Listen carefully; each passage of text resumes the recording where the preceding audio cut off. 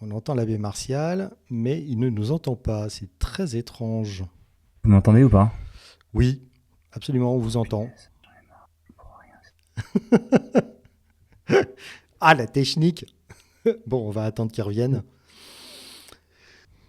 Bon, bah, comme vous pouvez le voir, on a un petit souci, un petit souci technologique. On ne sait pas Oui. pourquoi exactement, mais en tout cas, clairement, il y a un petit souci, il y a un petit souci technique, indépendant de notre volonté, bien évidemment. Mm. Hop, voilà. Donc, bon, on va attendre et on va attendre. Finalement, la seule personne qui est allergique à votre Discord, bizarrement, c'est un prêtre. Oui, Hasard, je ne crois pas. voilà, c'est ça. Alors peut-être, ou alors peut-être, sans vouloir, voilà. Dieu se Vous avez fait une dit, configuration anti-prêtre. ou alors Dieu se dit, faut surtout pas Euh, qu'il y aille parce que ça va mal se passer, et je veux pas. non, non, ça peut que bien se passer. Non, non, ça Non, peut non, que bien mais se ça passer. veut bien se passer pour notre ami l'abbé, mais peut-être pas pour la croyance en général. Ah! Alors, l'abbé est dans la première salle d'attente. On va tenter le coup. Hop. Bonsoir l'abbé, est-ce que vous m'entendez? Là, je vous entends très bien. Ah! Miracle. Ah, il en faut Quentin? peu pour faire croire au miracle. Je euh, m'attendais à avoir des gens un peu plus coriaces, mais bon. je sais pas, bah oui, non, non, mais c'est miracle technologique, évidemment. Quentin, vas-y, parle un peu pour voir si... Est-ce que vous m'entendez? Très bien. Par contre, je vois personne, mais Bah, il faut allumer la caméra. Voilà. ouais, c'est bon là. Voilà, formidable. Ah, d'accord. Super. Donc, Bon. bienvenue.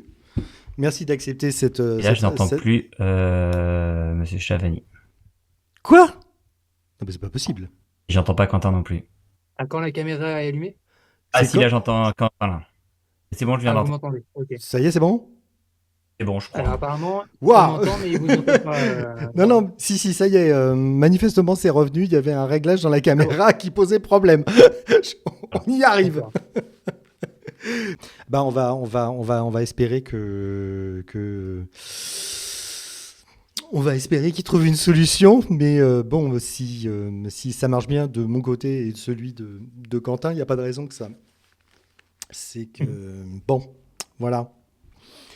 Bon, on est Donc, désolé pour les spectateurs, en tout cas. Hein, bah oui, c'est excusez-nous. c'est complètement ballot cette Euh, histoire. Comme pendant les pauses, on va dire partez pas, Partez pas, partez pas. ne vous cassez pas. Bon, peut-être ça fera un peu redondant, mais peut-être Quentin, tu pourrais rappeler un petit peu ton parcours à nos auditeurs. Ah oui, effectivement, je vais le redire, donc c'est peut-être pas le top, quoi. Oui, mais Surtout de devoir enfin, redire deux fois la même chose. oui, mais Martial le Mais connaît déjà. schématiquement, oui.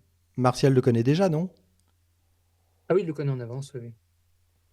Donc basiquement, moi j'ai eu une enfance plutôt catholique, puisque donc mon père, qui est très catholique, nous a emmenés à la messe, au catéchisme, par l'église traditionnelle du Christ-Roi. Et m'étant progressivement un peu éloigné de tout ça, j'ai un moment voulu y revenir. Et donc, je me suis mis à creuser, particulièrement, en tout cas en premier lieu, la question des miracles, Hmm. la question de la pertinence scientifique des miracles. Parce que dans mon esprit très cartésien, parce que j'ai poussé mon bac au bac S, donc D'accord. j'avais plutôt un esprit scientifique, même si j'ai fait un peu de l'art, mais Hmm. donc j'avais un esprit très rationnel sur ces questions-là. Je me suis dit, bah, la chose que je dois creuser pour savoir si c'est vrai, c'est les miracles. Parce que tout ce qui est extraordinaire, tout ce qui est surnaturel, ne peut pas être prouvé par du surnaturel, puisque le surnaturel, par essence, n'est pas palpable, accessible. Donc je me suis dit, l'Église a cette prétention d'offrir des validations scientifiques euh, au- à la religion chrétienne. Et donc je me suis penché dessus.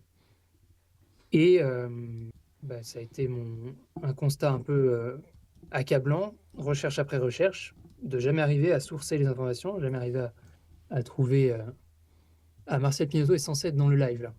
Mhm. Oui, mais Chat Noir l'entend pas là. Ils s'entendent pas. Donc vas-y, continue. Et donc, en fait, ça m'a permis d'énormément travailler de la méthodologie. J'ai fait de la zététique, en fait. Je me suis dit, quels sont ces auteurs, d'où ils viennent, etc. Et j'ai constaté qu'ils étaient systématiquement catholiques, très souvent peu scientifiques, peu compétents dans le domaine qu'ils étudiaient. Et surtout, j'ai découvert, même si j'avais dû en entendre parler avant, le fonctionnement de la recherche universitaire. Donc avec, évidemment les publications, dans les revues à comité de lecture qui permettent, heu, à tous les scientifiques de la même discipline de vérifier, d'évaluer le travail de telle personne. Et donc j'ai constaté que cette méthode n'était pas utilisée pour la plupart des études de miracles. Ce Mm. qui, vu la prétention de ce que racontent ces études, est un peu inquiétant. Parce qu'effectivement quand un article très simple de médecine sur un sujet lambda est vérifié par plein de médecins et qu'à côté on a des gens qui disent qu'il y a une toile extraordinaire qui ne peut que être Mm. une œuvre surnaturelle et qu'il n'y a pas un grand spécialiste mondial de la peinture, pas un grand biologiste qui s'est penché dessus, mais c'est curieux, enfin, pourquoi ils n'ont pas vérifié le travail si ça veut dire qu'ils les prennent pour des guignols, enfin, c'est un peu curieux. Mm. Donc là, en fait, voilà, j'ai fait en gros 6 mois de ce genre de recherche, en voulant sincèrement en revenir à la foi. J'étais très intéressé, à la fois psychologiquement et à la fois personnellement, pour rejoindre des amis notamment. Et au bout de 6 mois, j'ai lâché parce que c'était un tiraillement, impossible quoi, entre le besoin de confirmation rationnelle et le besoin de spiritualité d'idéal et de croyance en la vie, dans l'au-delà, quoi. Mm. Et de là, après, j'ai continué, j'ai poussé ces recherches, en fait, comme ça m'avait un peu obnubilé, dans un sens, pendant longtemps. Mm. Heu, pour combler un peu ce manque, j'ai continué de pousser. Alors bon, là, j'improvise, hein, mais j'ai tout noté, donc ça sera plus fluide, tout à l'heure. Heu, j'ai continué de creuser. Où est-ce que j'ai noté ça? Ta-ta-tam. Oui, donc sur l'historicité de ce qui est raconté dans les récits. J'ai lu la Bible, j'ai lu, la Genèse, bon pas en entier, j'ai pas votre courage. J'ai lu surtout, toute la Genèse et un peu de la suite, quoi. Et Alors, donc j'ai découvert, un peu par moi-même les contradictions qu'on y Martial et trouve, Chat Noir a monté Martial en première salle d'attente. On va tester. Allô, Martial, est-ce que vous nous entendez? Oui, je vous entends. Est-ce que c'est mieux? Est-ce que vous continuez de nous entendre? Je continue à vous entendre. Merveilleux. On est au-delà du miracle. Ça va? Non, et là, ça ne remarche plus. Oh, mais c'est pas possible. Donc Ah c'est non, dès qu'il y a bon, faut éteindre la caméra alors. En vrai, c'était trop bizarre, je vous entends pas. Bon, bien, il y a vraiment un problème matériel. Enfin, c'est complètement fou. C'est la première fois que ça m'arrive un truc pareil. C'est complètement fou. C'est dès qu'il allume, il nous entend très bien. Puis dès qu'il allume la caméra, pouf, ça, voilà. On remarquera tout de même qu'il il n'est pas très patient. bon, en tout cas, il est à noter que tout ce qu'on a pris pour des miracles depuis le début n'en était pas. Voilà, exactement. Enfin, en tout cas, des miracles à tempérament, c'est-à-dire des miracles pas tout à fait permanents. Intermittent. Voilà, on est sur l'intermittence du miracle. Jésus est un intermittent du spectacle, donc. Martial, est-ce que vous nous entendez? Oui, mais alors je peux pas vous voir, il paraît, j'ai pas le droit. Ok, d'accord. Bon, ben on Ceux qui croient vous avoir vu. voilà, c'est ça. Mmh. Il faut y croire pour le voir, mais là, ça marche pas. Bon. Moi, j'ai le droit de vous voir, c'est très sympathique. Ben ouais, non, je suis désolé, mais de toute façon, oui, non, mais si, de toute façon, le problème technique se remanifeste à chaque fois que vous allumez votre caméra, effectivement, c'est très frustrant. Je vous rassure, hein, c'est extrêmement frustrant pour nous aussi. Hein. Je suis vraiment désolé, mais voilà. Donc, bon. Bah, Martial, ouais. désolé. Est-ce que vous voulez quand même continuer ou est-ce que vous trouvez ça trop frustrant? Oui, très bien, je vais bien essayer comme ça. Ok, Bah écoutez, merci. Je suis vraiment désolé. C'est la première fois qu'un truc pareil nous arrive. Donc, Vous recevez souvent des curés ou pas? Peut-être qu'on a des ondes maléfiques, hein. Alors, C'est c'est très probable. Enfin, en tout cas, dans le chat, c'est vraiment la chose qui est évidemment le plus évoquée, ou le fait que, ou le fait la que blague a déjà été faite. la blague a été faite et j'ai été le premier de dire que manifestement Jésus ou le Père ou le Saint-Esprit ne voulaient pas que vous interveniez par Pas peur que confiance dans ça la se passe, parole. voilà, que ça se passe mal, voilà, Pas confiance dans la parole. C'est voilà. dommage. Non, il est pas à la hauteur, ne le laissez pas faire, Pas voilà. lui, surtout pas lui. Euh, euh, alors, bon, Euh, bah, je vais me taire. Vous connaissez déjà Quentin, il s'est déjà présenté à vous, donc Oui. ce que je vous suggère, c'est qu'il va poursuivre sa présentation qui lui permette de bien se présenter par rapport à notre auditoire et par rapport au public. Et dès qu'il a fini, après, éventuellement, évidemment, ce sera à votre tour et puis on va dérouler le processus comme ça. Ça vous va? Très bien. Parfait. Très bien. Donc on assiste à la fin de la présentation de Quentin et ensuite c'est à vous. D'accord? pardon, je vais la reprendre quand même pour être vraiment complet. Tout à l'heure, j'ai simplifié à outrance. Euh, donc, bienvenue, Martial. Merci de vous être prêté au jeu. Je suis vraiment très heureux de ce débat que, comme je vous ai dit, j'espérais. Enfin, c'est une espèce d'aboutissement d'un processus que j'ai vécu et que j'aime bien ancrer de cette façon. Merci au baron de Chavagny de nous accueillir ce soir. Je précise donc que Martial a reçu à l'avance ce que j'allais dire, hein. J'ai pris des notes Je et je lui ai confirme. fait des photos où je euh, disais à peu près ce que j'allais dire. Alors j'ai ajouté deux, trois trucs entre-temps, mais vraiment dans les grandes lignes, il sait à l'avance. Et donc on a pu préparer ça la semaine passée. Donc si vous le voulez bien, je vais d'abord me présenter mon parcours et mon parcours de déconversion et ce qui vous permettra ensuite de rebondir dessus, peut-être d'y ajouter des commentaires et ensuite de vous présenter à votre tour. Alors, Martial, pardon, Quentin, si je puis me permettre, comme tu as déjà fait une bonne partie de la présentation, peut-être que toute la première partie de ta présentation, tu peux peut-être la synthétiser, parce que sinon l'auditoire va l'entendre deux fois. C'est peut-être pas forcément très intéressant. Et de Mhm. développer seulement la deuxième partie sur ta recherche et mais ce qui t'a amené D'accord. au doute. Ok, bon, je simplifie. En fait, c'était un peu plus qu'une présentation, c'était un peu une décortication peut-être plus poussée de cette histoire-là. Euh, bon, je vais aller vraiment au plus simple. Donc, oui, j'aurais aimé commencer par dire déjà que, de mon expérience, j'ai vraiment l'impression qu'on ne choisit pas de croire. C'est un état, une disposition d'esprit, et que l'histoire que j'ai vécue le montre, puisque c'est en voulant croire que je suis devenu athée, un peu contre mon gré. Donc, comme je disais tout à l'heure, j'ai été éduqué dans la catholicité, j'ai reçu les sacrements, j'ai fait mon catéchisme. J'étais relativement croyant petit, je me souviens de moments mystiques, j'en ai revécu récemment au moment où je voulais recroire justement. Mais j'étais déjà à l'époque plus intéressé par le volet philosophique du catéchisme, ça je m'en souviens très bien, des démonstrations de l'existence de Dieu que j'avais resservi à mes petits cousins pendant les vacances. Et les dogmes parlaient moins, peut-être parce qu'ils me semblaient, sans que je l'ai vraiment conscientisé, plus arbitraires et pas démontrés.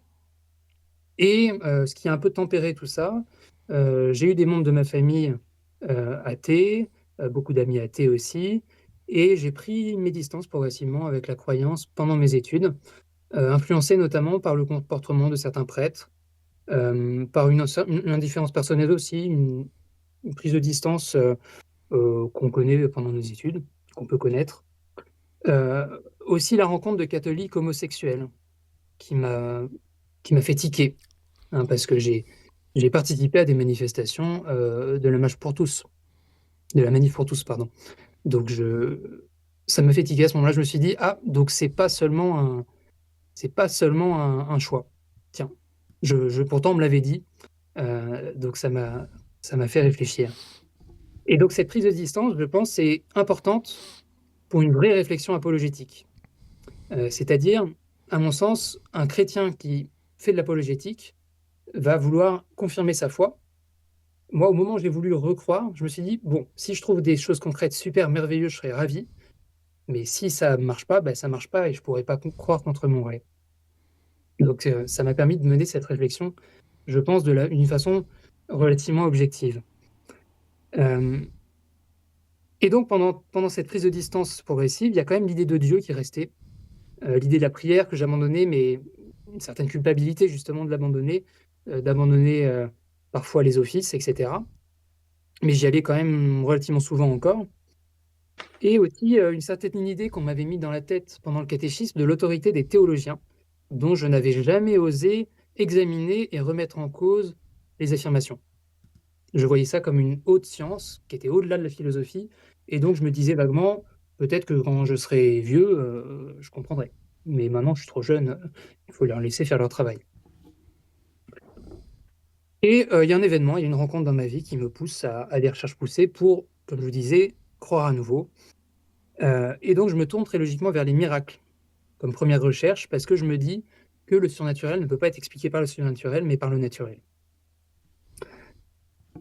Et là, ça a été une vraie déconvenue, c'est-à-dire qu'en épluchant petit à petit tous les dossiers de miracles validés par l'Église, je me rends compte, grâce aux informations qu'on dispose aujourd'hui, grâce à Internet, qu'on ne pourrait pas avoir avant, grâce auxquelles on peut faire des recherches sur les auteurs, sur les publications scientifiques qu'ils ont faites à côté, sur leurs diplômes, etc., je me rends compte que malheureusement, cette prétention de l'Église à pouvoir valider la religion chrétienne par la science est infondée.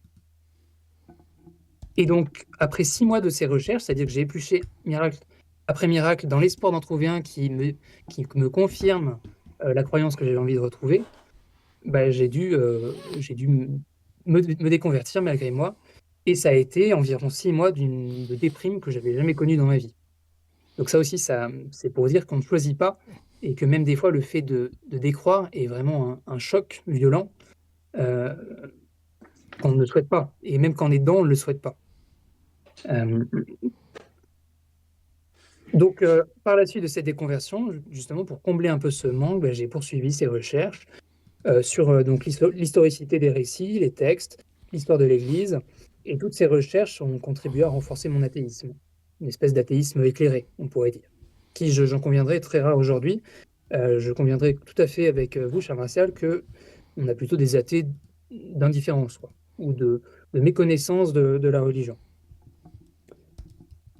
Voilà. Il faut noter que j'ai été un peu, les personnes qui ont été à l'origine de ces recherches m'ont laissé tomber. C'est-à-dire que ça a peut-être dérangé leurs convictions et confort de la croyance oblige, ces personnes ne souhaitant pas vivre la déconvenue et la déprime que j'ai vécue, n'ont pas souhaité poursuivre ces recherches. Pardon, Quentin, elles te l'ont dit très clairement? Ah oui, très clair. Enfin, la personne principalement intéressée, oui, me l'a dit très clairement et il ne m'a plus adressé la parole depuis. D'accord. Ouais. Voilà. Ok. Je le vis très bien aujourd'hui, mais vous Oui, imaginez bien. non, non, mais c'était pour être sûr, enfin, que que c'était ça pas peut une faire opinion, voilà. c'est vraiment ce que la personne t'a dit. Ça me fout la trouille, Ah oui, je non, veux bien pas, sûr. enfin, la direction que tu prends m'est insupportable, enfin voilà quoi. Oui, mais par contre, les prétextes étaient autres, c'est-à-dire non, mais tu comprends pas, etc. D'accord, C'était pas ce qui a été exprimé, c'est pas j'ai peur de ce que je vais trouver. Mais voilà. d'accord, Et par contre, les autres personnes de ce milieu-là aussi, ouais, avec qui j'en ai parlé un petit peu, euh, c'est plus, oui, ils ont arrêté de parler, quoi, simplement. d'accord. Mais ça se comprend. Alors maintenant, très vite, hein, pourquoi témoigner, pourquoi débattre? Déjà parce que la liberté d'expression est peut-être la valeur, je pense, la plus précieuse qu'on ait aujourd'hui, Hmm. et qu'il y aurait un danger à ce que plusieurs populations, par exemple athées religieux, s'éloignent de plus en plus par un défaut de ce genre de débat justement, et ils ne puissent plus se comprendre. Ça me paraît, euh, ça me paraît indispensable. Euh, Aussi parce que si la religion n'exprime pas une vérité, peut-être qu'elle exprime quelque chose de faux, et donc peut-être qu'elle oblige à une posture de mensonge qui peut être néfaste, c'est en tout cas mon opinion, et, et, et je pense que cette posture est compliquée si on veut faire société ensemble. C'est une posture aussi Quentin, qui, pardon, pour moi, Quentin, pardon. oui, Peut-être que ces réflexions-là seraient à mettre je veux dire, au cours du débat. à la fin. Oui, Tu vois ce que je veux dire? Et peut-être qu'on peut laisser. Ah, c'est pas possible. Il s'est redéconné. J'ai vu qu'il a allumé sa caméra. Ça a dû planter. Donc, ben, de toute façon, il faut attendre qu'il revienne, qu'il se reconnecte. Parce que sinon, ça sert à ouais, rien que tu quand il continues. viendra. Mais je pense que toutes ces J'entends réflexions-là, des bruits. je pense Ouais, qu'on ouais, on peut attendre qu'il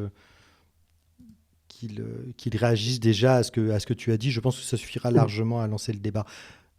effectivement. Martial, hop, hop, je vais réessayer. Une grosse partie. Vous pouvez me remettre. C'est bon, pardon. Voilà. Oui, oui, j'ai vu que vous avez tenté d'allumer votre caméra. Ça a Oui, dû bah, c'est couper le une grosse son. bêtise. Je ne ferai pas. Non, non, mais Mais c'est. j'avais déjà entendu la présentation de Quentin, donc Oui. je... Oui, oui, Mhm. je comprends. Et justement, c'est ce que j'étais en train de lui dire. Comme vous la connaissez déjà, peut-être que Du coup, en distraction, j'ai commencé à jouer avec ma caméra. C'est pas bien, faut pas jouer. Donc, oui, bah, comme vous connaissez déjà, et je pense que déjà ce qu'il a exposé était suffisamment parlant pour le public, je pense que c'est le moment de vous donner la parole, donc on vous écoute. Alors très bien, merci Quentin.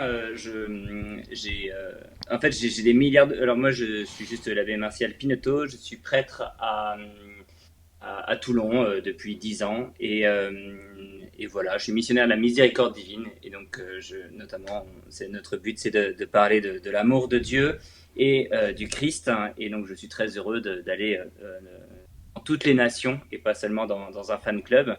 Et donc voilà, et je suis très heureux de venir vous parler.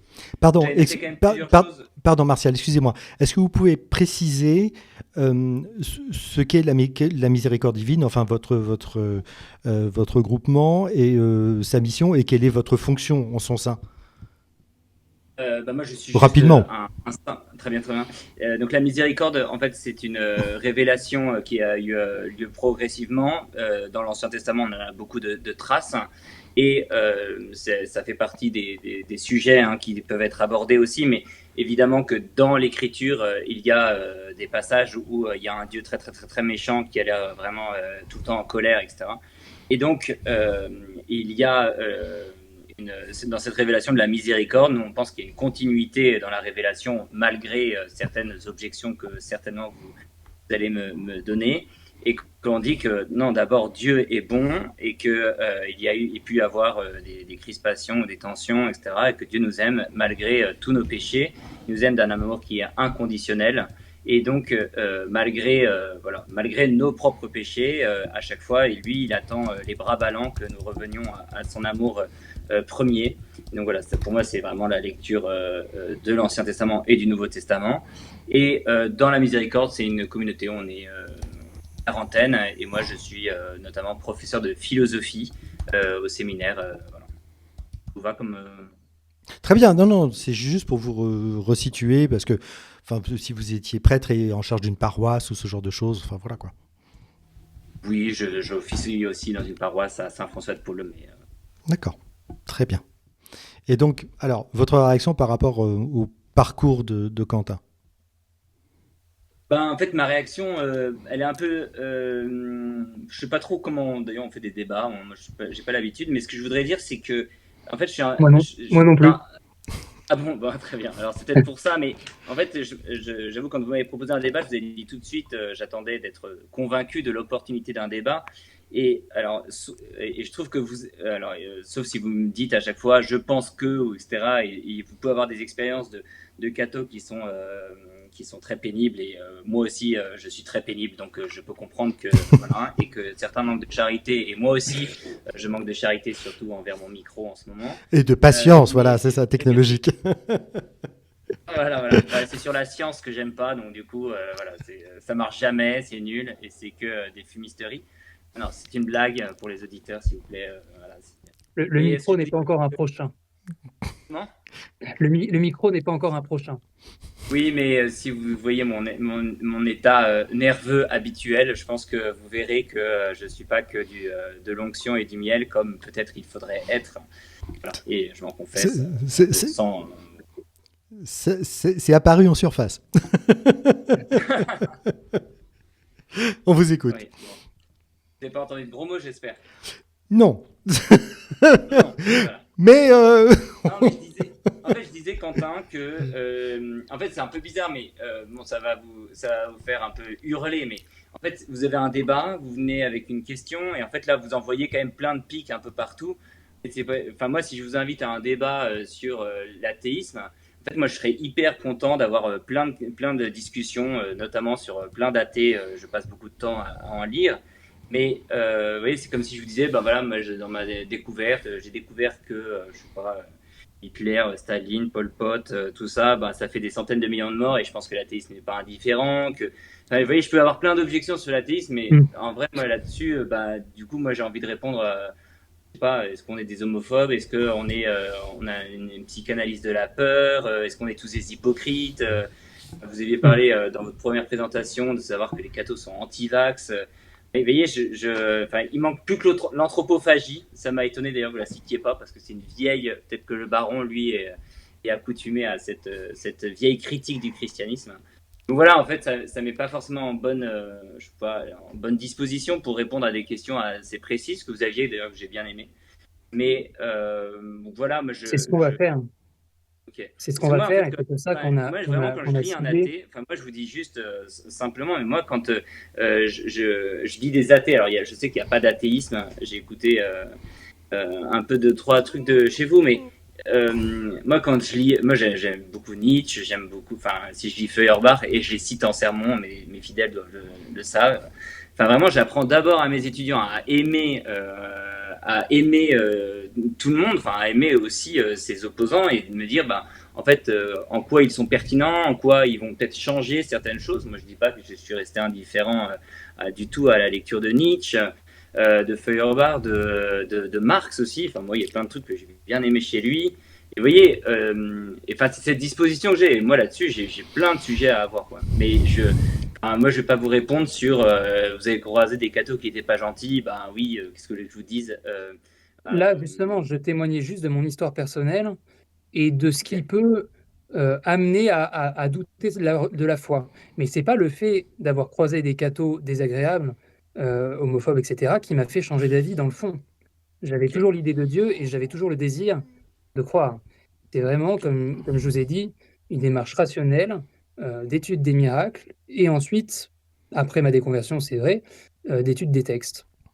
L'étude des textes, voilà, pourquoi Jésus serait Dieu plus qu'un autre homme? Est-ce qu'il a vraiment dit quelque chose d'extraordinaire? Ce genre de questions.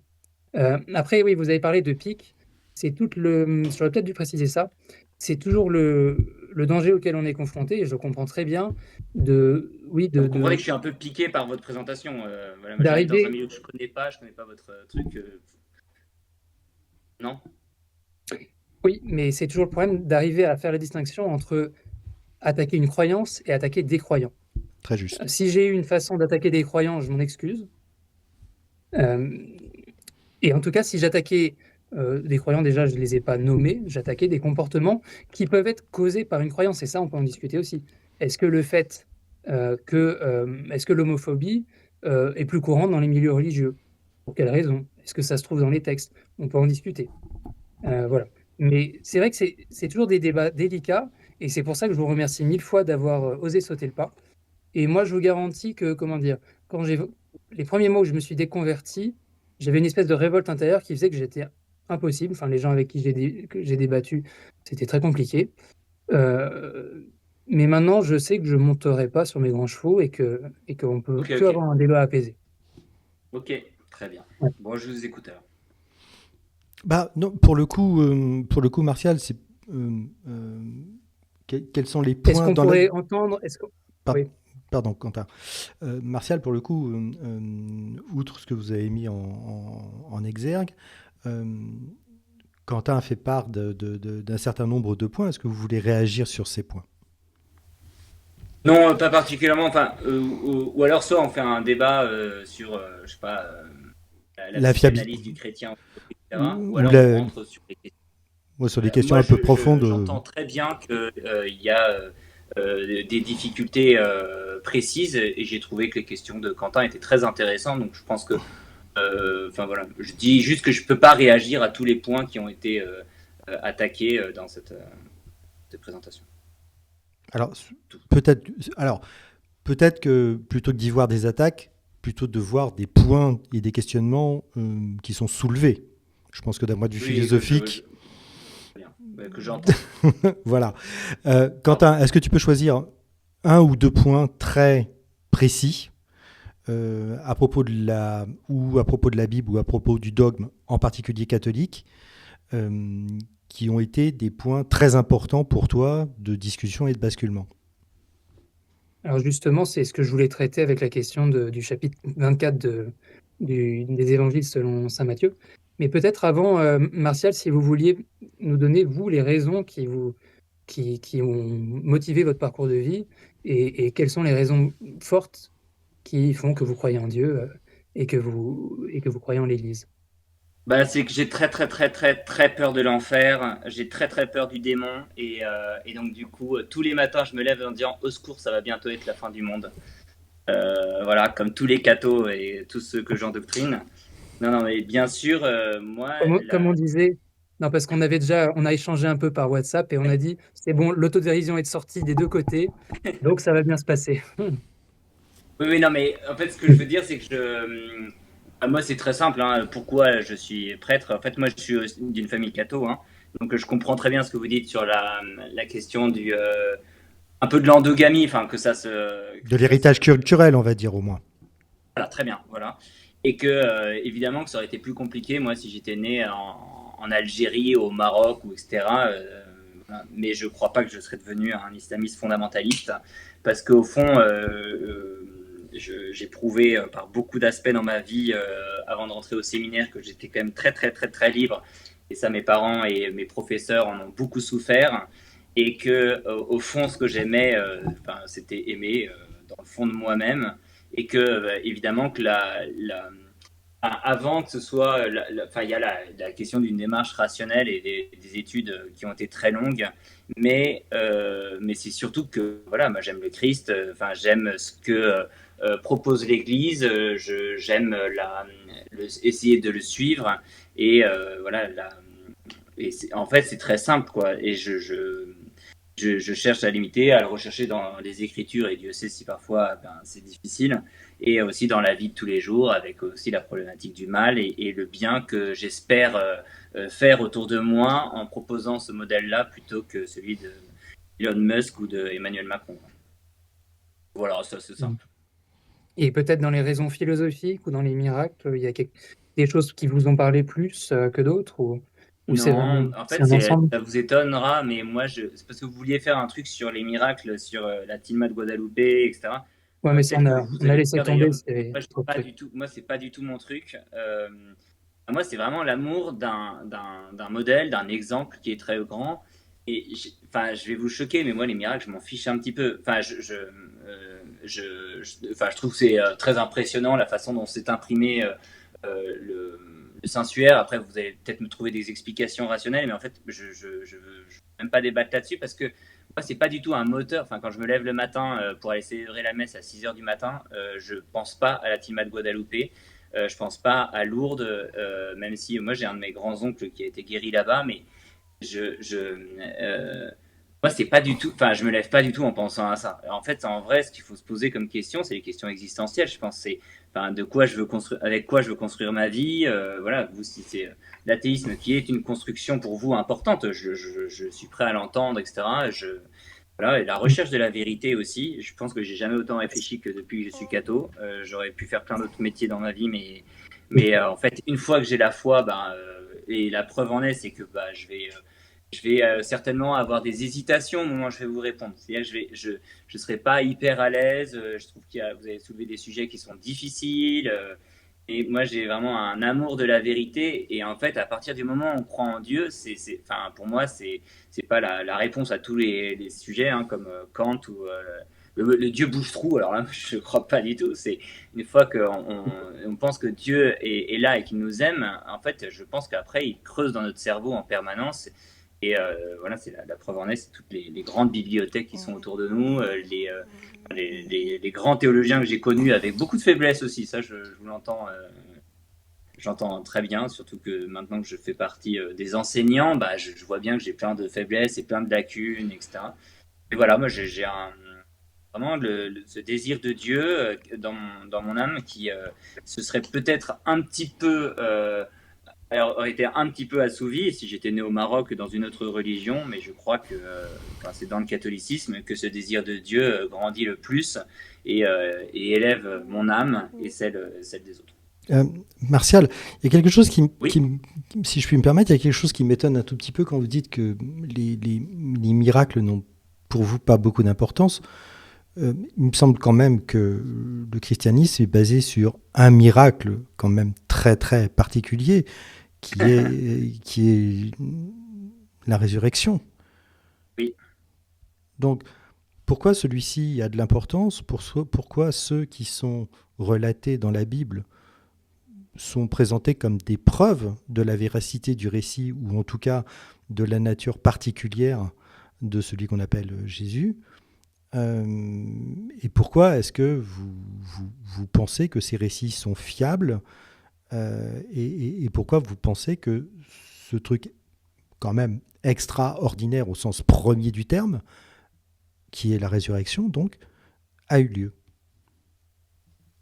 Alors moi, c'est évident que quand je vous dis que le miracle de la Tilma, vous avez compris que c'est pas le moteur là-dedans. Ce que je veux dire, c'est que le miracle de la résurrection, alors là, vous allez me dire que c'est très subjectif et que c'est incontestable, mais que le Christ est encore vivant aujourd'hui, et ça va être un des sujets normalement qui va être abordé ensuite dans Matthieu 24. Bah, c'est le témoignage de la résurrection du Christ, qu'il soit encore vivant aujourd'hui. Pour moi, c'est évidemment que là, c'est une vérité d'une grande force. C'est-à-dire que je le constate dans les âmes autour de moi, dans ceux qui le recherchent, ceux qui le reçoivent dans l'Eucharistie, et ben que en fait, c'est pas juste un personnage qu'on a adulé en son temps parce qu'il était très stylé, mais enfin, pour moi, il est encore vivant aujourd'hui et je le constate dans ma vie spirituelle. Voilà, je vous le dis très simplement. Enfin, vous pouvez, si vous voulez rentrer dans la controverse de la fiabilité des évangiles, il y a 25 milliards de vidéos YouTube aussi dans votre grand ami Olivier Bonassi. Moi, j'aime bien ce qu'il écrit. Moi, je vois de la fiabilité dans les textes de l'évangile et je trouve que les témoins de l'évangile sont, et là, on sera certainement pas d'accord, mais se mettent pas si en avant que ça et donc ils témoignent d'un truc qu'ils ont du mal à comprendre. Moi, voilà, je l'atteste, cette résurrection, là, dans ma vie personnelle. Et pour être un immense admirateur de Platon, je trouve ça très dommage ou même d'un Nietzsche. Enfin, voilà, c'est des grands personnages, enfin, qui ont eu des leçons importantes pour moi dans ma vie d'homme. Et ben, je constate qu'ils sont morts. C'est-à-dire que là, intellectuellement, on peut encore en parler dans certains cercles, mais que le Christ est ressuscité, qu'il est encore actif dans tous les pays. Moi, j'étais en Afrique juste avant Pardon, d'arriver à pardon. Toulon. Excusez-moi, mais vous dites, Ouais. je Ouais. sens qu'il est vivant parce que d'autres personnes qui y croient me disent qu'ils le ressentent. Est-ce que vous pensez que c'est une méthode fiable? Parce que moi, je le ressens, oui. Oui, mais comment savez-vous que ce que vous ressentez est dû à son action? Parce que je suis pas cartésien, moi. J'ai essayé de vous dire justement que qu'un Platon ou l'intimité que je peux avoir avec un Platon dans les livres, bah, en fait, je l'ai pas dans la vie. J'ai pas du tout. Je pourrais essayer de faire des prières à Platon, au dieu Platon, mais j'ai pas cette.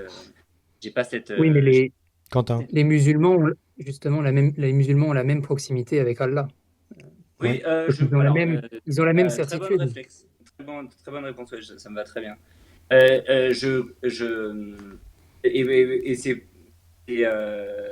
c'est d'autant plus intéressant ce que vous dites que, enfin moi je l'ai dit ça, j'ai connu en grande partie avec quand j'étais en Afrique. Et oui, moi je considère que tout homme a au fond de lui une âme religieuse et il y est attiré par Dieu. et que c'est dans ce cas-là que il va être et que c'est pour ça qu'il y a plusieurs religions, enfin que culturellement il y a des religions qui vont se séparer, etc. Mais que quand même on est attiré par Dieu et que ça vient compléter, euh, euh, pour moi pas de manière satisfaisante et complète, mais quand tout homme se met à prier Dieu, ben il vient y ressentir un certain attrait qui pour moi n'est pas complète tant que c'est pas le Christ. Oui, mais notre question justement, c'est qu'est-ce qui vous fait dire que votre persuasion à vous est plus fiable que celle d'un musulman? Parce que moi, bon, alors là, il y a plusieurs réponses que je pourrais donner. Moi, il y a une certitude subjective qui est très forte, c'est sûr, dans le fait que j'ai été notamment appelé par le sacerdoce et cette phrase du Christ qui dit ce n'est pas vous qui m'avez choisi, c'est moi qui vous ai choisi. Pour moi, c'est très limpide et je peux pas vous dire autrement que cette certitude subjective est très grande et que notamment la grâce de l'état de vie sacerdotal qui est quand même pas une vie vers laquelle naturellement on doit être attiré parce qu'on a un emploi du temps qui est relou, parce qu'on est donné H24 et qu'on voilà, il y a des difficultés dans cette vie. Et ben, pourtant, moi, j'en ai une joie profonde qui est comblée par le Christ, voilà, que je trouve ressuscité et vivant concrètement en moi, et que ceux qui le témoignent autour de moi, ils me disent la même chose. Et que chez un musulman, ben, moi, je considère que quand il prie sincèrement Dieu. Alors moi je trouve que les sources du Coran, mais alors moi, je suis pas un immense spécialiste du Coran, hein, mais sont quand même bien moins. Euh, Oula, vous m'entendez? ça a coupé Oui, un tout petit moment. Oui, pardon, désolé. Vous m'entendez? Oui, oui, c'est revenu. Oui, oui, on vous voilà. entend. Moi, je trouve que les sources du Coran, enfin, la révélation telle qu'elle est dans le Coran, peut-être elle peut pousser les gens à prier, mais de là, en fait, à dire que d'avoir une intimité avec Dieu, bah, je pense que c'est dans le christianisme qu'on l'a. Bah, dans l'islam, certaines personnes ont une telle intimité avec Dieu qu'ils se font sauter pour lui. C'est Ah quand oui, même être c'était faux. convaincu. Ouais, et ben Euh, alors, j'aimerais con- Quelle différence avec, j'aimerais continuer de rebondir. quelle différence avec Pardon. les apôtres, J'aimerais du coup? continuer de... j'entends pas. Quelle différence avec les apôtres et les martyrs? Quelle différence entre les martyrs chrétiens et les martyrs musulmans? C'est une très bonne question. Alors, faudrait voir. On pourrait faire du cas par cas, et je veux bien aborder la question de l'islam plus que toutes les questions qu'on nous avait préparées au départ. Mais je dirais une chose. Après, vous êtes d'accord ou non? Je dirais que, en tout cas, moi, ce qui est certain, c'est que je sais que les premiers témoins de la résurrection du Christ, eh bien, sont morts pour cette vérité. Et je dirais juste une chose, c'est que soit c'est un gros mytho, et qu'en fait ils se sont dit on va fonder une super start-up de ouf qui va être très stylée, on va se faire un blé de malade, et comme ça on va pouvoir construire le Vatican et on va pouvoir rouler en Porsche Cayenne. Ou alors, mais quand tu es face à la torture, je pense qu'on ne meurt pas pour quelque chose qu'on sait qu'elle est fausse. Alors En que, effet, on peut Si vous me mourir, permettez, hein, on peut, si on vous me peut permettez, mourir, c'est un... on peut mourir pour une chose dont on est absolument persuadé qu'elle est vraie. ah oui. Mais par contre, donc ça, Et, alors et ça, est-ce ça, que, je suis d'accord avec vous. Mais sauf que les est-ce qu'un apôtres, eux, ils l'ont humain, vu. est-ce qu'un humain peut être absolument persuadé que quelque chose est vrai alors que c'est faux? Oui, ça c'est. Quentin? Et d'autre part, il me semble que c'est un faux débat Mais, puisqu'on mais n'a sauf que pas là, ils l'ont vraiment... vu, vous voyez. Mais justement, Alors on n'a si, pas... si. Martial, Si si c'est vous me un enfant permettez, qu'on a endoctriné pendant 1000 ans et qu'on on l'a pas laissé réfléchir, etc., je veux bien entendre cette objection. Mais moi, je l'entends mais pas de la justement, part de ceux qui ont vu les traces de la résurrection dans leur vie. Ils ont vu le Christ ressuscité, où ils ont pu toucher leurs plaies, etc. Et, C'est et non, pourtant, mais si vous me permettez, en fait, c'est c'est un pour, faux débat, en fait, parce que de toute façon, on n'a pas vraiment de preuves historiques de la vie des disciples en eux-mêmes et de leurs martyrs. Leurs pardon. martyrs sont des traditions chrétiennes. Donc on ne peut pas affirmer avec certitude que les martyrs, premiers disciples du Christ, sont morts pour leur foi. Il y a eu des Pardon. gens qui sont morts pour le Christ, Mais tous ceux dont Ah, on vous connaît la le mort, niez, moi je l'affirme. Voilà, si vous voulez. Non, bah, c'est dans ce juste cas-là, il nous que faut des preuves historiques. il n'y a pas de preuve historique indépendante en fait. Indépendante de quoi? Bah, du martyr. Indépendantes de traditions chrétiennes ultérieures qui ont Ah dit bon? Pierre est mort à tel endroit à telle date, Jacques est mort à tel endroit à telle date, etc. Ah, il y a quand Il même, n'y en a pas. effectivement, hein, il y a la tradition chrétienne qui est là, mais qui est corroborée avec une certaine cohérence par d'autres Mais, biais qui mais là, sont on plus parle justement, on parle des premiers petits. témoins. Et le seul disciple, le seul apôtre dont on a quasiment une certitude historique, c'est Paul. Il Hmm. n'a pas connu Jésus. Les disciples qui ont connu Jésus, on n'a pas de traces Ah si, historiques Paul, il indépendantes a connu Jésus. Absolument pas. Vous dites ça? Bien sûr que par un non. Si, moment mystique. mais bien sûr Non, que non, si. non, non, physiquement. Non, non, attendez. Ne commençons Bah pas à. si. Non, non, non, pardon, excusez-moi. Quand on dit connaître quelqu'un, on va pas jouer dans le sens spirituel ou dans le sens matériel. Quand on dit je connais quelqu'un, on parle évidemment du fait de l'avoir rencontré physiquement dans la vie terrestre. Ah oui, moi je crois qu'il l'a rencontré physiquement dans le désert de Jephthé, dans sa vision. C'est pour ça qu'il dit après, Non, apôtre vous de venez de Jésus dire aussi, dans sa etc. vision, c'est une contradiction en soi. Une vision ne peut Non, pas non, je vous pense donner, pas. une vision ne peut pas vous donner accès à la personne physique. Enfin, c'est pas possible. Bah, Par je définition, pense c'est ça. une vision. Si vous dites que c'est une vision, Alors pour moi, ok, très bien. Pour moi, il a vraiment rencontré le Christ dans le dessert de Jephthé. En tout cas, c'est ce qu'il décrit euh, dans, euh, dans ses épîtres. Et comment peut-on Voilà. savoir s'il ne s'est pas trompé ou s'il n'a pas menti? Et ben, parce que moi, je pense qu'il a eu raison. Pourquoi? Parce que après, moi, c'est sûr que Non, j'appuie mais pour quelle raison? Pour quelle raison vous pensez ça? parce que moi, j'ai confiance dans l'ensemble des Écritures. Pourquoi Et avez-vous quand- confiance? mais ce qui est vrai, non mais si vous voulez, on va débattre là-dedans, mais euh, quand, je sais pas, quand on parle du prénom du chien d'un prophète, est-ce que j'ai la preuve absolue que c'était le bon prénom et qu'on ne s'est pas planté? Est-ce que j'étais là? C'est pas parce que je n'ai pas la preuve absolue que je dois considérer que c'est faux. Moi, je prends l'écriture dans l'ensemble avec une certaine bonté. Je pense que ça fait du bien de le recevoir, de le suivre. Je considère que j'ai des preuves de crédibilité qui sont suffisantes, notamment sur la bonté de l'écriture, etc. Mais en fait, tout ça, Est-ce que c'est là où pardon, est-ce que vous on va pouvez être d'accord, préciser, mais c'est là où est-ce que vous pouvez préciser ces preuves? de Donc, la fiabilité des écritures. oui, que vous venez d'évoquer. Ben, je viens d'essayer de le dire, c'est-à-dire que moi, je vois une cohérence à l'intérieur que je sais que vous allez nier avec les mêmes arguments, mais je vois une cohérence à l'intérieur des Écritures et notamment une bonté vers laquelle, une bonté morale qui va chercher à nous élever.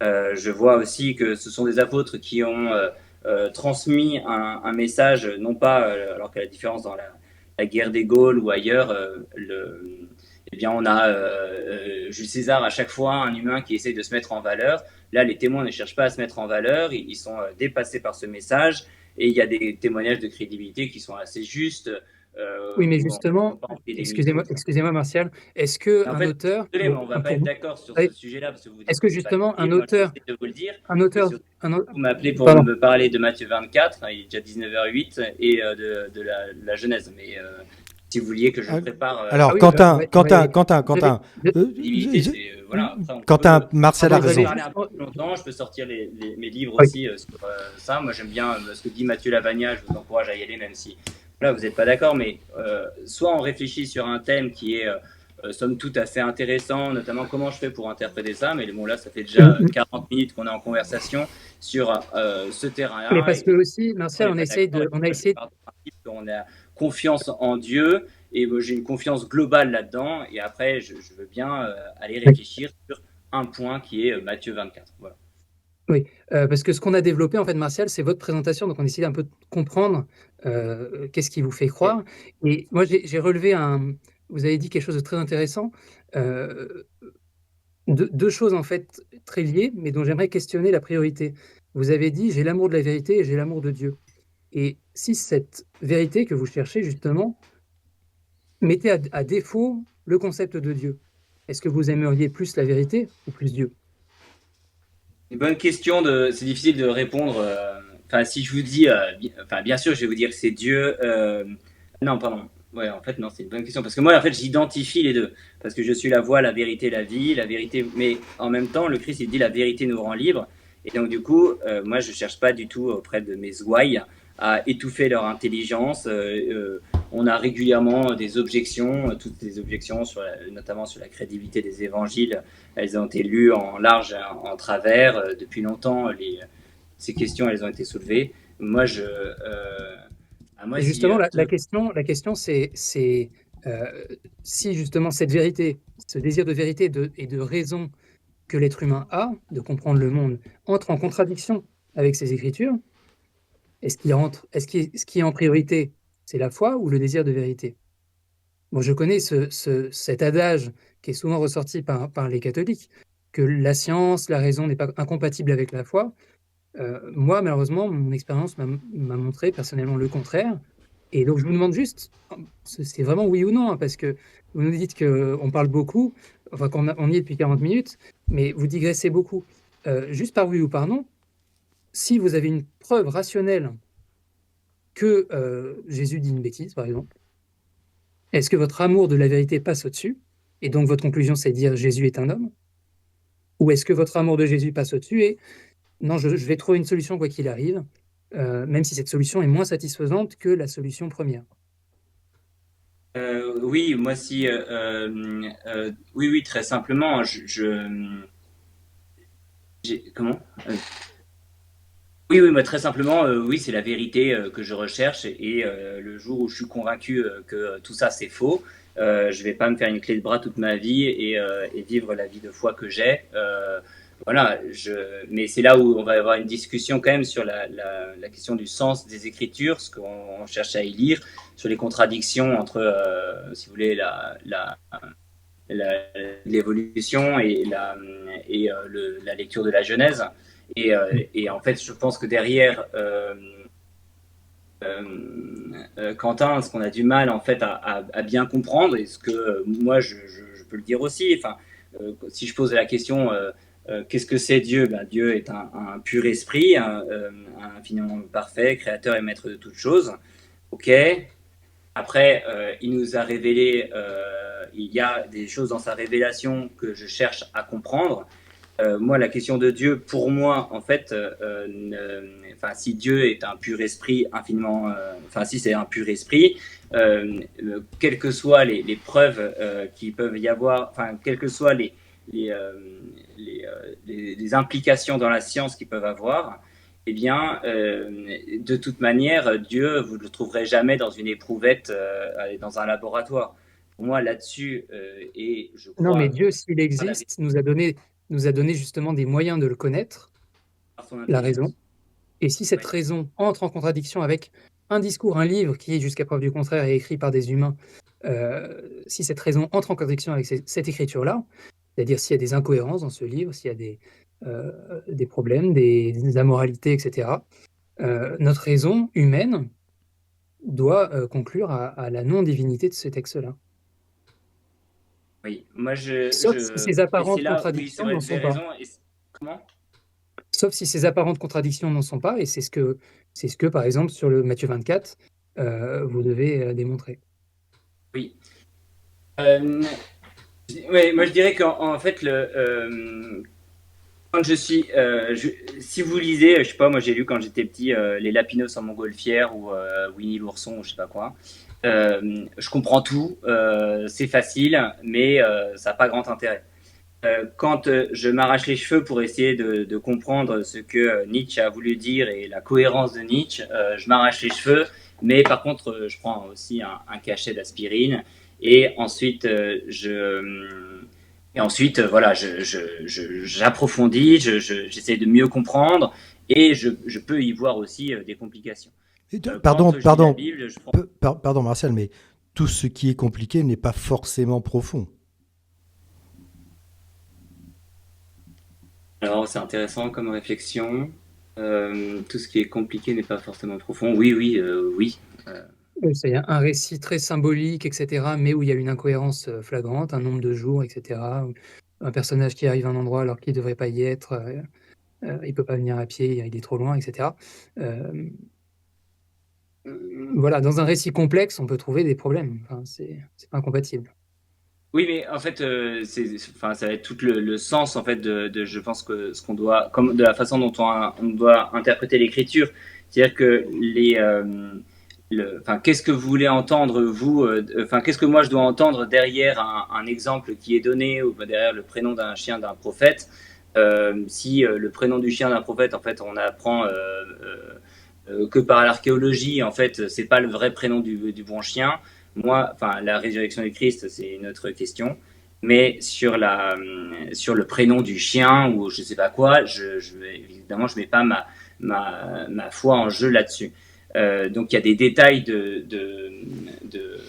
d'exégèse où moi je renvoie la balle à des moines ou à d'autres personnes en disant bah là, moi, je comprends pas ce texte-là.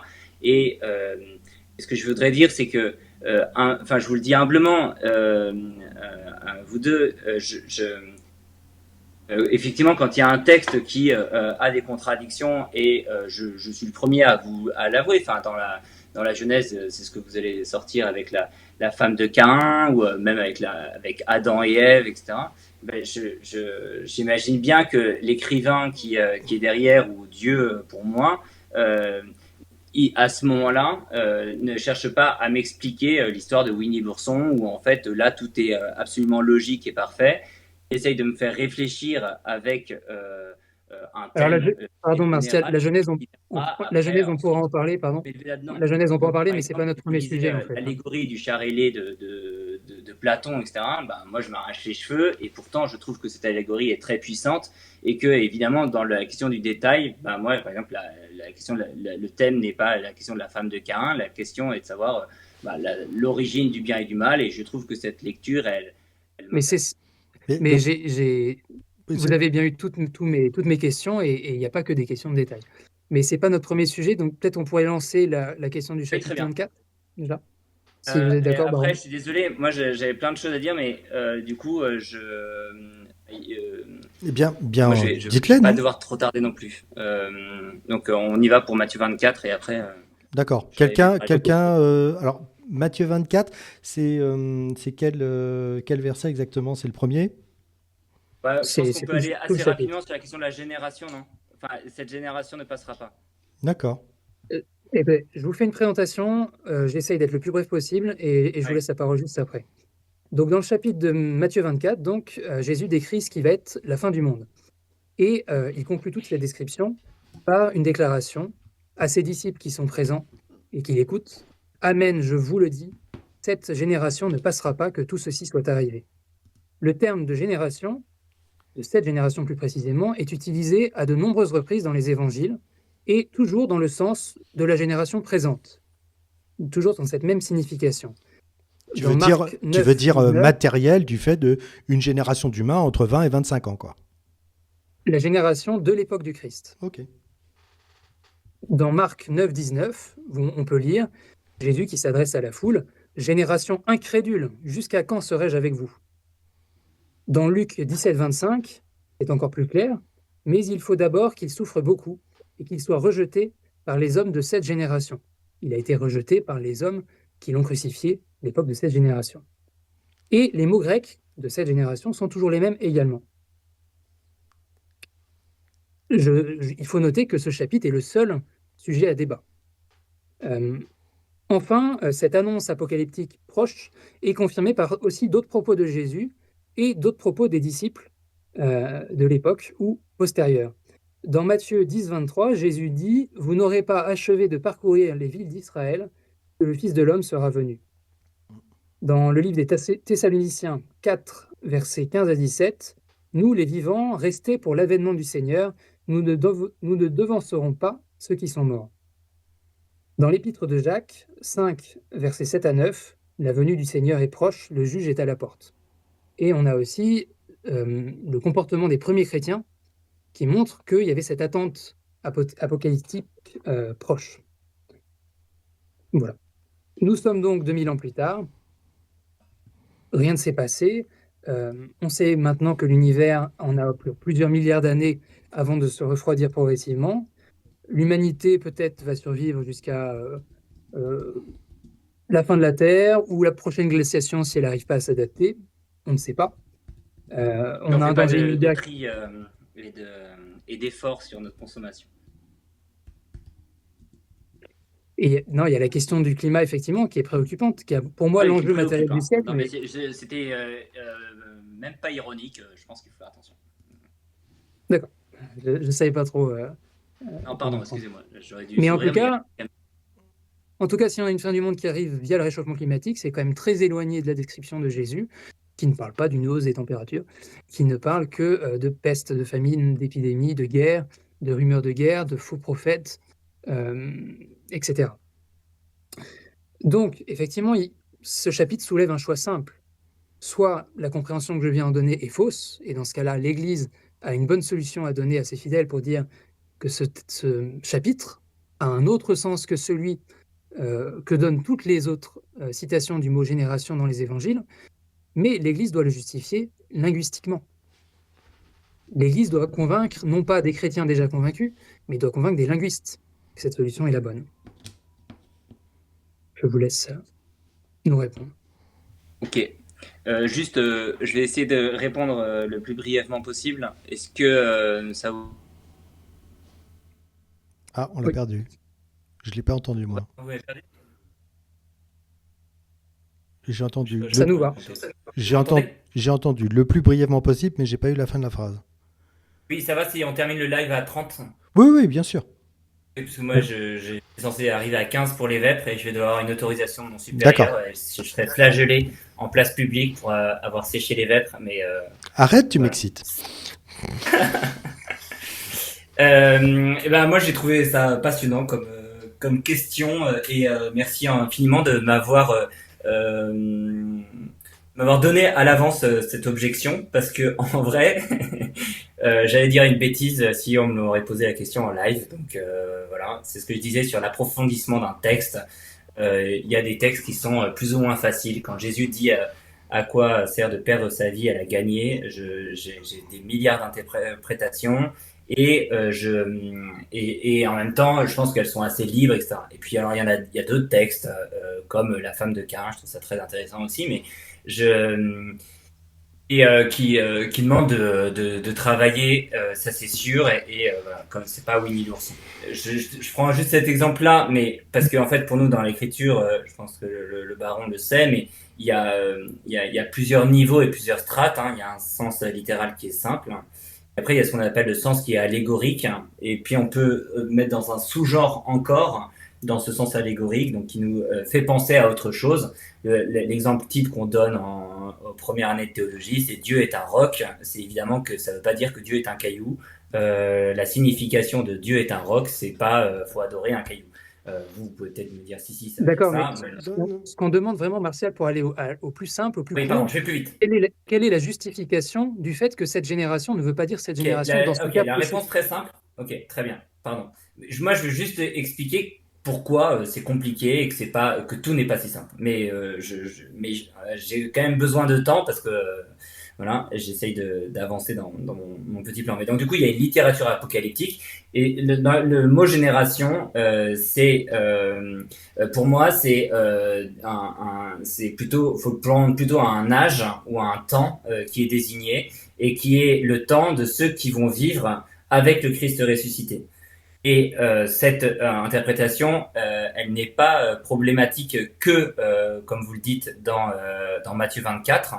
Elle est une expression que le Christ utilise tout le temps, effectivement, et qui est, je vous l'avoue, relativement ambiguë aussi sur les autres générations. Il distingue en gros, pour moi, deux genres de générations. Et non, pardon, et j'ai oublié de vous remercier quand même, j'ai le droit de prendre 2 secondes pour ça. Je vous remercie parce que moi, au départ, effectivement, je prenais dans le récit de la Genèse, dans le récit pardon de Matthieu 24, je prenais l'interprétation de la génération et j'allais vous répondre en disant non, mais là, il parle de la génération de ceux qui vont voir la chute de Jérusalem. Et en relisant bien, et c'est ce que j'ai dit, et donc je m'en confesse publiquement de m'être trompé. Voilà, moi je me trompe, et je j'ai pas de mal à le dire. Et ce que je veux dire, c'est que quand il parle de cette génération, non, en fait, il y a vraiment une confusion entre la chute de Jérusalem et la fin du monde. Il parle bien des deux parce que les deux questions sont posées par les disciples au début du chapitre 24. Et en fait, il passe du coq à l'âne d'une certaine manière, comme si en fait cette destruction de Jérusalem était un signe. Mais on est dans une littérature apocalyptique où il n'est pas en train de décrire avec le temps. Il le dit dans le même chapitre, vous ne saurez ni le jour ni l'heure.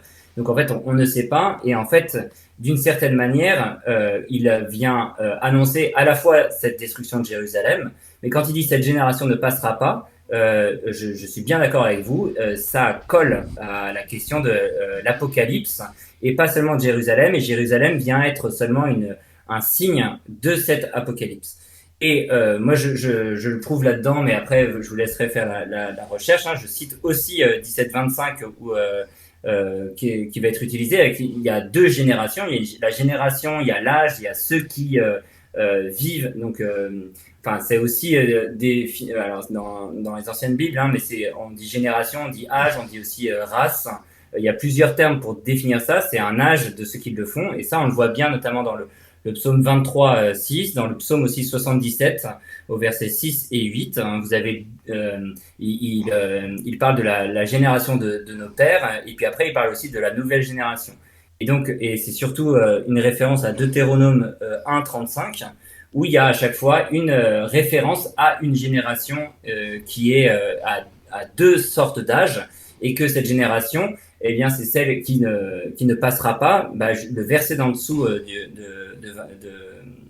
Matthieu 24 dit après que mes paroles ne passeront pas. Et donc, du coup, ça veut dire que cette génération, elle va garder, et moi, ça fait partie de ma foi, elle va garder dans sa foi moi, j'en suis persuadé, jusqu'à la fin du monde, il y aura toujours des croyants envers le Christ ressuscité. Après, ce qui est Pardon, certain, c'est que Martial. les codes... Pardon, excusez-moi, Martial. Oui, je peux terminer et après vous me posez la question. Oui, mais c'est Mais pas le la problème, question, le problème, c'est que je ne comprends rien à ce que vous dites en fait. Tout ce que j'entends, moi, c'est Et- ma foi justifie le fait que le mot génération Non. dans cette, je vous exprime ce que je comprends. D'accord ? Très simplement, c'est pas un jugement. Je vous exprime ce que je comprends. Ce que j'entends de vos explications, qui sont quand même assez, on va dire, alambiquées. C'est dans ce cas-là, on a le droit de considérer que le mot génération ne veut pas dire le sens habituel, n'a pas son sens habituel. Le problème, c'est que tout ce à quoi vous avez fait référence, pardon, mais ou je comprends pas, ou c'est pas convaincant. Donc, est-ce que vous avez quelque chose ? Vous avez dit il y a une réponse simple. Cette réponse simple, plus vous l'exprimez, moins elle paraît claire et moins elle paraît simple. Donc, moi, ce que j'ai entendu, c'est, eh bien, dans la tradition de l'Église, nous avons élaboré une explication qui nous permet de justifier le fait de considérer que le mot génération, dans ces circonstances, n'a plus son sens habituel du passage d'un enfant à un parent dans l'espèce humaine, mais a un sens, pour le coup, spirituel. Et on va considérer que à partir du moment où il y a des humains qui croient encore en Jésus-Christ, ils sont toujours de la même génération, parce qu'ils ont été générés par sa parole. Mais le problème, c'est que j'ai toujours pas compris quel était le lien logique. Il n'y a rien dans le texte qui le dit. Bah si, parce que en fait le Christ, lui, parce que vous dites qu'il faut le lire en cohérence avec tout l'Évangile, moi je dis qu'il faut lire toute la Bible dans sa propre cohérence, et que cette génération, en fait, le Christ, lui, quand il utilise une expression, etc., souvent, il y en a plein d'autres en fait dans l'Écriture, hein, que la question de la génération, enfin même dans les expériences du Christ, en fait, il y a des phrases qu'on a du mal à comprendre, mais si on les replace, dans ces expressions, en fait, quand on voit qu'il cite, en fait, là, il est en train de citer un psaume, et en fait, il a une répétition en lui de ces expressions qui vont être interprété ainsi. En fait, Oui, le mais mot justement, génération est pour nous quelque chose qui est devenu, enfin, qu'on a du mal à comprendre parce que bah, moi, j'ai pas vécu cet Ancien Testament et je n'ai oui, mais pas eu ce récit-là. Et donc, c'est ainsi, il me semble, qu'on peut le comprendre. Et quand on parle de la question quand justement les psaumes eux-mêmes font la distinction entre deux sortes de races, de ceux qui vont recevoir ou non cette parole. Il y en a qui vont ne pas la recevoir. Et là, il va distinguer deux générations. Il n'a pas dit les personnes qui sont en face de moi et qui sont là, ça s'appelle ces vivants qui sont là. Bah, il n'a pas dit ça. Il a parlé d'une génération. Et comme le terme effectivement est plutôt générique, eh bien nous on se fait une référence qui est plus globale. Après, j'entends bien que vous ne la compreniez pas, mais moi, je suis aussi face à une recherche de la vérité, hein, notamment dans la question de la littérature apocalyptique. Mais par définition, en fait, cette littérature-là, elle est extrêmement complexe. Il y a des codes, notamment, par exemple, quand il parle du temple de Jérusalem. Vous voyez, je suis même pas. Enfin, mais il parle pour moi, et c'est pour ça qu'il y Martial, a. s'il vous plaît, notre question, c'est justement qu'est-ce qui justifie les codes?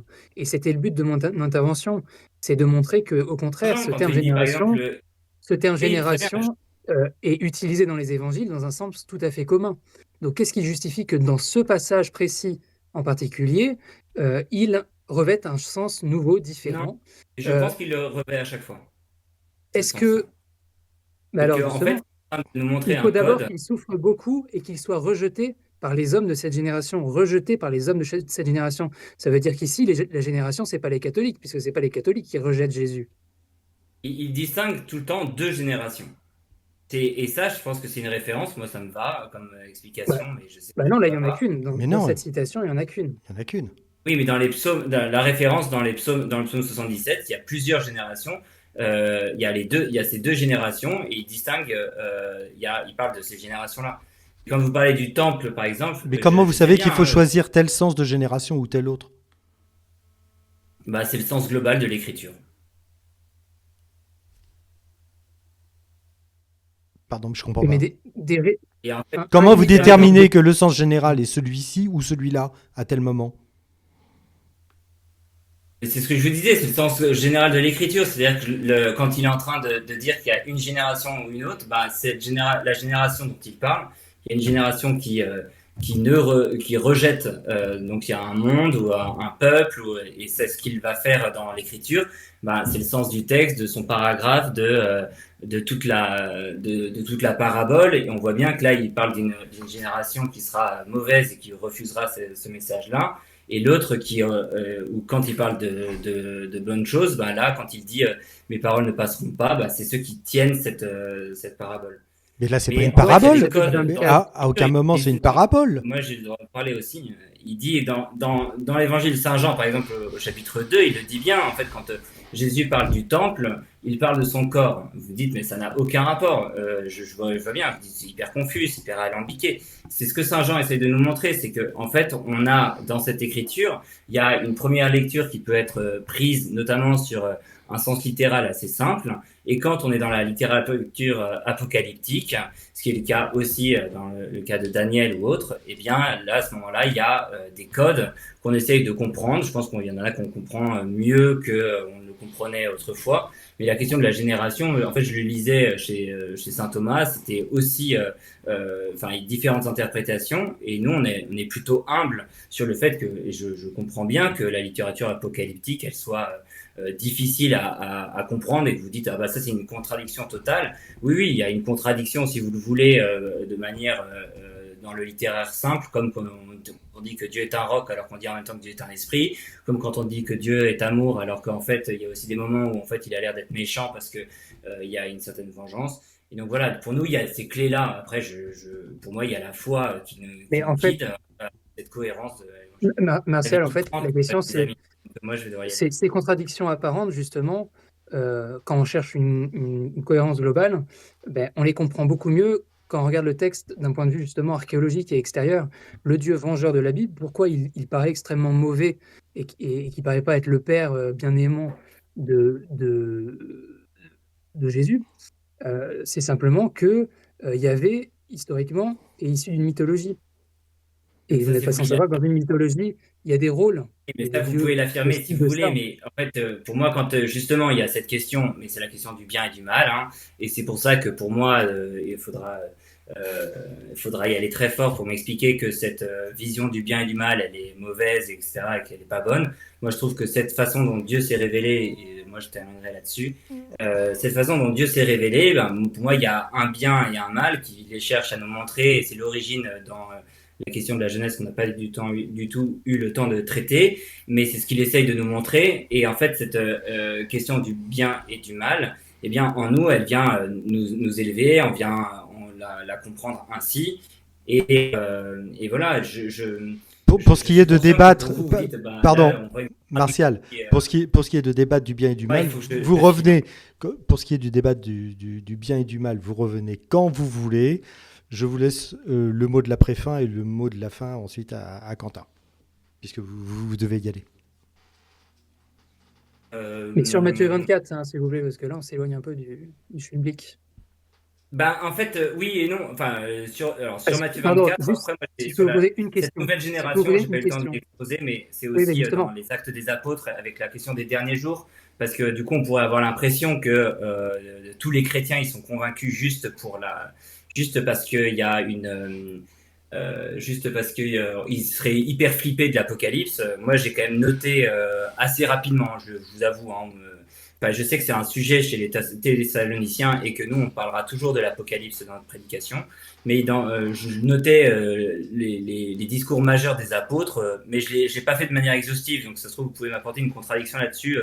J'avoue avoir lu les actes assez rapidement cette semaine. Mais dans Acte 2, 17, 36, 3, 12, 26, ou dans le discours d'Étienne aussi, qui est hyper long, entre chapitres 6 et 7, ou dans Saint Paul 13, ou dans le 17, bah, à chaque fois, je vois pas de référence explicite à l'Apocalypse, ou en tout cas c'est le Christ ressuscité, et pour moi ça vient encore confirmer une chose, c'est qu'il y a une génération qui va porter ce message-là du Christ ressuscité à travers les temps, et c'est ce que je vois là-dedans. Je vois pas du tout une peur de la fin qui est proche de cette conversion. Moi, je pense qu'en plus, on en a fait trop. Pour moi, c'est un discours du millénarisme, par exemple, qui vient des Lumières. Je sais pas, je viens de lire Oui, un parce que là, énorme pavé du Martial, 19e siècle. Martial, s'il vous plaît, vous partez dans beaucoup de choses à la fois. Et ce qui est bien, c'est de Mais débattre, c'est d'échanger. J'avais juste, excusez-moi, justement, Quentin, mais j'avais moi, ce que juste, je veux vous je voulais montrer, rebondir. Non, mais c'est parce que que depuis le début, je veux rebondir ce ce que vous. discours de la peur que je connais et que j'ai entendu 25 fois, que nous, on est là pour faire flipper les gens. Moi, je leur propose le message du Christ, hein, et je pense qu'il est bon et qu'il est saint, et que moi, c'est vrai que ça me fatigue un petit peu quand on dit, en fait, vous êtes en train de terroriser les gens à leur parler de l'Apocalypse. Enfin, je connais personne qui se lève à cause de ça, et je vous montre que, en fait, cette génération dont parle le Christ et son message, il a été compris par les apôtres, notamment par le fait que ce soit des gens qui soient témoins de cette résurrection, et que la chute de Jérusalem et le temple de Jérusalem, c'est son propre corps qui va ressusciter. Ça, c'est Jean 2, 19. Voilà. Est-ce que je Après, peux, est-ce que je peux rebondir sur quelque chose que vous avez dit? Vous avez dit que Jésus parlait de deux générations. Dans ce chapitre, il parle d'une génération, de cette génération. Qu'est-ce qui vous permet de dire qu'il s'agit de la génération dans sa version longue des chrétiens à partir du moment où il y a Jésus qui arrive, et pas la génération présente de l'époque, qui est le sens premier? Donc je vous répète, vous devez convaincre un linguiste. Si le message de Dieu, si le message est universel, il doit être compris par tous. S'il n'est compris que par un cercle fermé, ce n'est pas un Dieu, c'est un entre-soi. C'est un raisonnement circulaire.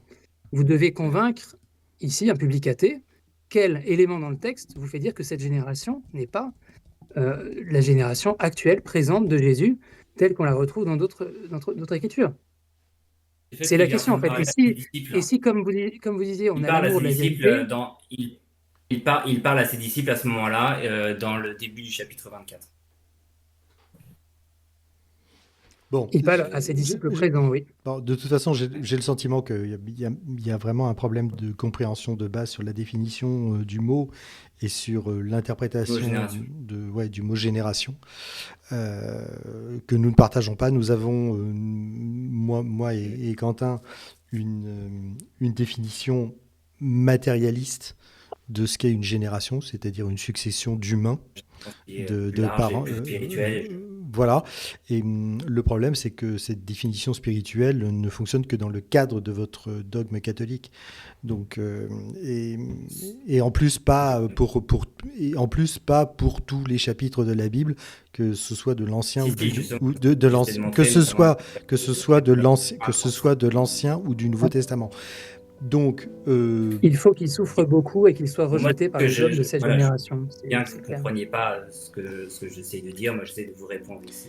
Est-ce que si par hasard, Martial, est-ce que si par hasard, ce sens du mot génération est celui que nous lui donnons, nous, est-ce que ça impliquerait que Jésus se serait trompé ou aurait menti ? Non, parce que moi je pense que non. Merci pour votre question plus précise. Je dirais non parce que ici, je crois pas que le Christ est en train de nous faire flipper pour nous dire maintenant ça va être la terreur maintenant. Que je pense pas que quand il parle de cette génération, ce soit juste les hommes qui sont là de manière vivante, mais il a un sens qui est comme c'est la littérature apocalyptique. Eh bien, non, justement, sortons de cette littérature apocalyptique. J'ai bien dit, si on prend. Vous avez dit 30, s'il vous plaît. Ok, bien, très bien. Alors, on vous laisse partir. Ouais, il faut quand même qu'on. Allez-y. Merci beaucoup et oui, je voulais faire une dédicace. Pas de problème. Le droit, c'est pour l'équipe de Toulon qui joue contre Toulouse. Je vais jamais à la radio, alors du coup, je voulais quand même, voilà, il faudrait qu'on gagne cette fois-ci. D'accord, oui, non, c'est vrai que la dernière fois. C'est des choses importantes aussi. C'est vrai que la dernière fois, c'était un peu violent quand même. Ouais, c'est un peu chaud, mais on va y arriver. Avec la foi, on va prier pour.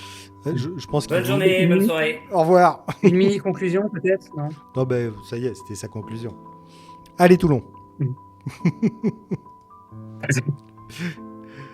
Au revoir. Bon.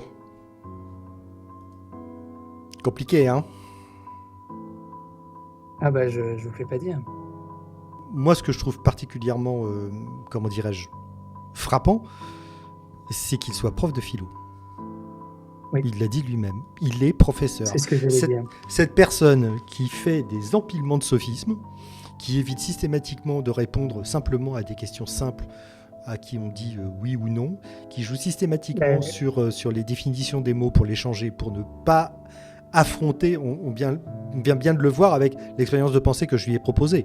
Je lui ai dit, si le sens du mot est celui que nous lui prêtons nous, est plus satisfaisant, c'est-à-dire Quentin et moi, et enfin, le plus simple, voilà. Est-ce que cela signifierait que Jésus se serait ou trompé ou aurait menti ? Et il a été absolument incapable d'envisager simplement l'exercice de pensée. Pour quelqu'un qui prétend enseigner la philosophie, je trouve ça particulièrement grave.